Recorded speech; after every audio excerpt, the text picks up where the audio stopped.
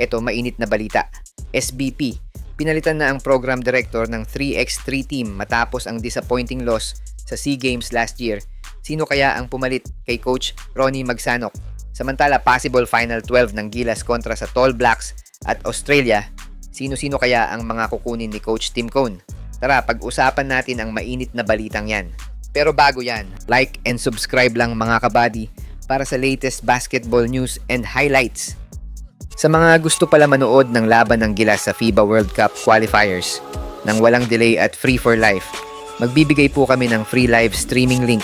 All you have to do is i-like lang po ang aming Facebook at YouTube channel para mabigyan po kayo ng unlimited access sa mga sports games sa buong mundo. Matapos ang ilang years na paghawak sa 3x3 team ng Gilas, hindi na natin makikita si Coach Ronnie na mag-handle ng ating 3x3 team.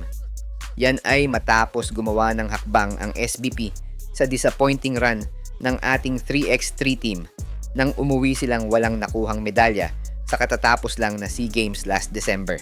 First time in 5 years nga na walang nakuhang medalya ang Pilipinas matapos nitong pagharian ng event simula nang maisama ito sa SEA Games last 2019. Pangungunahan na ngayon ni Coach Ryan Gregorio ang team ng Pilipinas sa 3x3 ayon mismo sa report na inilabas ng SBP. Ayon sa SBP, naniniwala silang magiging maayos ang programa ng Gilas 3x3 sa kamay ni Gregorio, lalo na ngayong 2026. Parehas nga walang naiuwing medalya ang both men's at women ng Gilas na itunuturing na pinaka-worst performance ng Pilipinas sa mga nakalipas na event ng 3x3.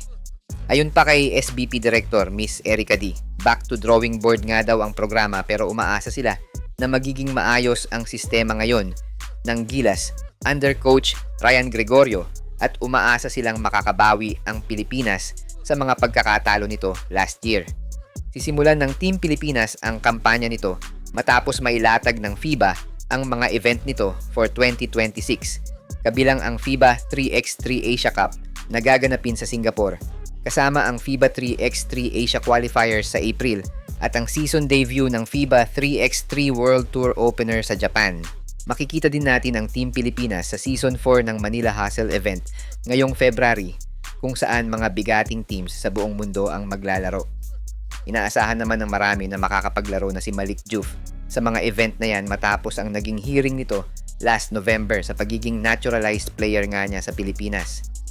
Samantala, excited na ang buong Pilipinas sa papalapit na laban ng Gilas para sa February window ng FIBA World Cup qualifiers.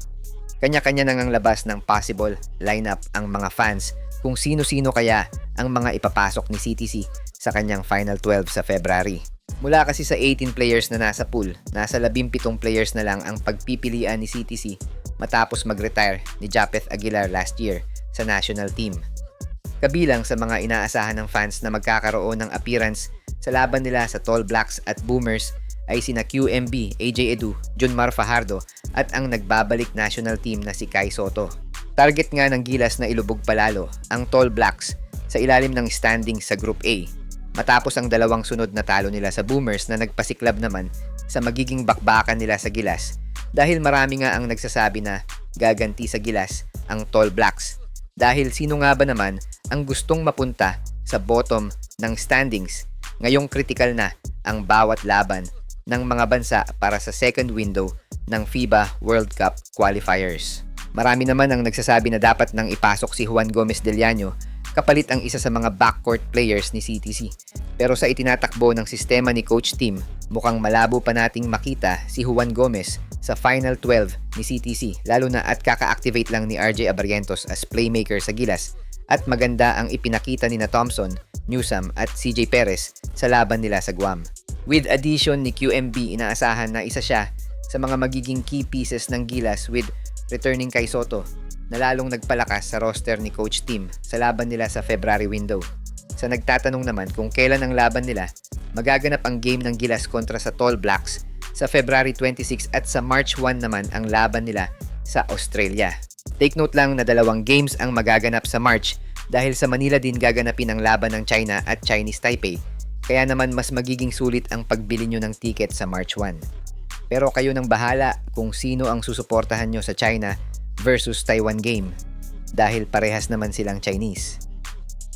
Siya nga pala mga idol, sa mga naghahanap ng legit na Gilas jerseys at iba pang paraphernalia ng Gilas, pwede mong i-click yung product link sa gilid ng aking mga video at makikita mo na sa kanan ang lahat ng legit stores na nagbebenta ng mga high quality merch ng Gilas. Maraming salamat mga idol!